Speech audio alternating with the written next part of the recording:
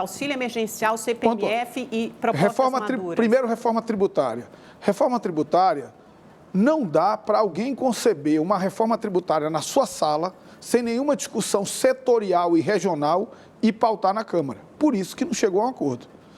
Havia duas propostas inicialmente. Na verdade, a PEC 110, que está no Senado, que na verdade foi fruto de uma construção ampla de diálogo na Câmara, e a PEC 45, que foi colocada lá na Câmara. Fora isso, a proposta fatiada do Poder Executivo, que só apresentou a primeira parte dela, que é a contribuição sobre bens e serviços à CBS. Eu acho que nós temos que reorganizar a pauta da reforma tributária e por isso nós colocamos ali como terceiro item quarto item CPMF vai daquela ser nossa estratégia de prioridade. Em relação à CPMF, eu vou emitir minha opinião pessoal.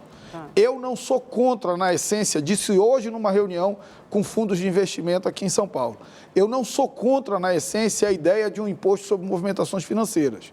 Só que o povo brasileiro não tem confiança de que será temporário e de que será destinado ao fim para que ela for aprovada. Como alguns sugerem, criar a CPMF para bancar a continuidade do auxílio emergencial. O povo brasileiro não tem confiança para isso, porque a última experiência foi muito ruim.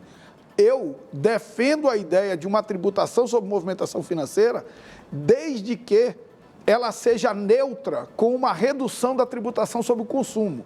Reduz a tributação sobre o consumo e transfere para a movimentação financeira. Tira o imposto do arroz e coloca na movimentação financeira. Eu acho que aí sim nós teremos um sistema menos regressivo, porque o grande problema do nosso sistema tributário não é a complexidade dele.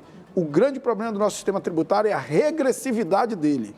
Dizer que no Brasil se paga muito imposto é uma verdade absoluta para quem produz, para a classe média e para o pobre. E uma mentira absoluta para quem ganha dinheiro na especulação financeira. A gente já recebeu economistas aqui que defendem a CPMF, dizem que é um imposto bom, claro, isso. desde que você tenha uma neutralidade, uma redução em outras áreas.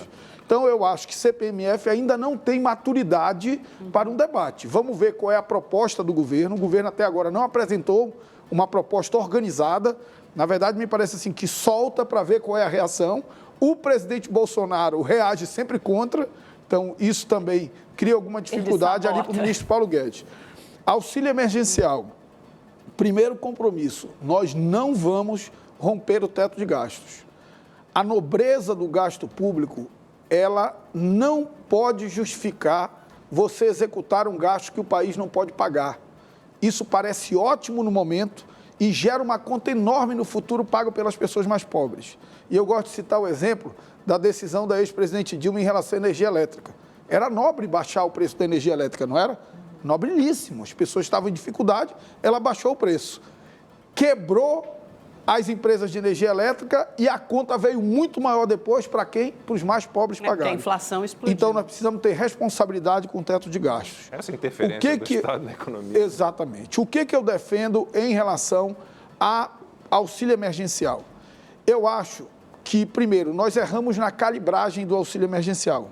O Brasil perdeu 150 bilhões de reais de massa salarial ano passado e colocou 300 bilhões de reais de auxílio emergencial. Então, o auxílio emergencial, ele não só repôs renda, porque nós estabelecemos, e aí um pouco o erro do governo, um pouco o erro da Câmara, nós estabelecemos o critério que era não ter carteira assinada.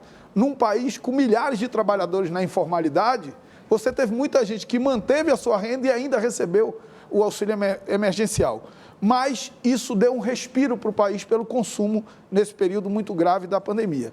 Eu acho que, ao contrário de pensar novamente num auxílio temporário, nós devemos reorganizar o nosso programa de renda mínima. Hoje é o Bolsa Família, pode dar outro nome, pode ser qualquer coisa, mas que tenha uma base maior do que o programa do que o Bolsa Família tem hoje, mas menor do que o que tem o auxílio emergencial.